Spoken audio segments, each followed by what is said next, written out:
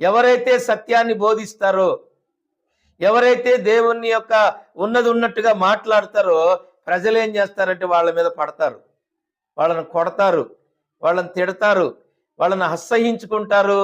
వాళ్ళ గురించి ఏం చేస్తారంటే హేళన చేస్తారు.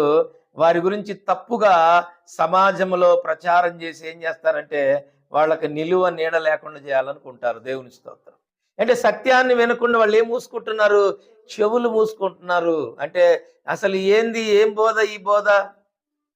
ఈయన వాక్యం చెప్తే అసలు మాకు రాళ్లతో కొట్టినట్టే ఉంటుంది, గడ్డ పొలుగులతో పొడిచినట్టే ఉంది, ఈయన మాట్లాడుతుంటే ఎలాగో ఉంటుంది అంటున్నారు. ఎందుకంటే అక్కడ సత్యము బోధిస్తున్నప్పుడు వాళ్ళకి అది మింగుడు పడతల్లా. ఎందుకంటే వాళ్ళు లోక సంబంధమైనటువంటి అనుకూలమైన బోధలకి, అనుకూలమైన వాటికి వాళ్ళు అన్ని పోగు చేసుకొని అసత్యం వైపు తిరిగిన వాడికి సత్యం గురించి బోధించినప్పుడు వాళ్ళకి అదేమవుతుందంటే అసహ్యంగా అనిపిస్తుంది.